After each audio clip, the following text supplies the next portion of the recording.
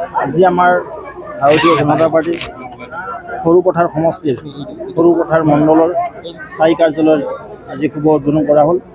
এই সভাত আমাৰ সৈতে উপস্থিত আছিল আমাৰ এই জিলাৰে সন্মানীয় মন্ত্ৰী, অসম চৰকাৰৰ অতি দক্ষ মন্ত্ৰী শ্ৰদ্ধেয়া অজন্তা নেওগ বাইদেউ, যাৰ নেতৃত্বত এই কাৰ্যালয়টো হৈছে সৰুপথাৰ সমষ্টিৰ অতি জনপ্ৰিয় বিধায়ক সন্মানীয় বিশ্বজিৎ ফুকন ডাঙৰীয়া, অন্যহাতে আমাৰ দলৰ বিশিষ্ট নেতৃবৃন্দৰ উপস্থিতিত এই কাৰ্যালয়টো উদ্বোধন কৰিলোঁ। আমি আমাৰ ভাৰতীয় জনতা পাৰ্টি অকল ৰাজ্যিক কাৰ্যালয়তে আবদ্ধ থকা নাই, ইতিমধ্যে আমাৰ 20টাকৈ ৰাজ্যিক জিলা কাৰ্যালয় হৈ গৈছে।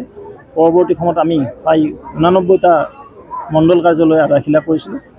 আজি প্ৰতিটো সমষ্টিত এইদৰে এটা দুটাকৈ মণ্ডল কাৰ্যালয় আমি উদ্বোধন কৰিবলৈ সক্ষম হৈছোঁ। আশা কৰিছোঁ ভাৰতীয় জনতা পাৰ্টিৰ যি আন্তঃগাঁথনি আগন্তুক দিনত সংগঠনক অধিক শক্তিশালী কৰাৰ নিমিত্তে এই মণ্ডল কাৰ্যালয় যথেষ্ট সহায়ক হ'ব। আজি আপুনি ট্ৰেইন যোগে আগতে সৰুপথাৰৰ ৰাস্তা ঘাট সিমান ভাল নাছিল, মই ভাবিছোঁ ট্ৰেইনেৰে যাওঁ, তাৰপিছত আহিম আৰু ৰাইজক লগ পাম। আজি খুব ভাল লাগিল, সৰুপথাৰ সমষ্টিৰ ৰাস্তা ঘাট অতি উন্নত হৈছে।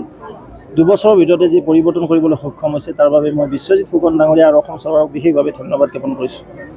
আৰু এটা কথা খুব মই কৈছোঁ মূল্য বৃদ্ধি যে আমি কৈছিলোঁ কালি যে খোৱাৰ কাৰণে বৃদ্ধি হোৱা বুলি কোৱা নাই, যে আমি খাই আছোঁ বুলি কৈছোঁ। খাবতো লাগিবই, কাষ্টমাৰ হিচাপে, কিন্তু খোৱাটোৰ কাৰণে তাৰণা হৈছে। মই এইটোৱে ক'ব গৈছোঁ যে মূল্য বৃদ্ধি হৈছে, মই মানি লৈছোঁ।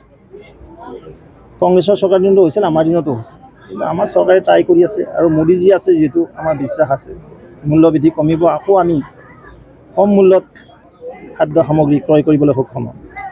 মূল্য বৃদ্ধিৰ কাৰণটো কি বুলি?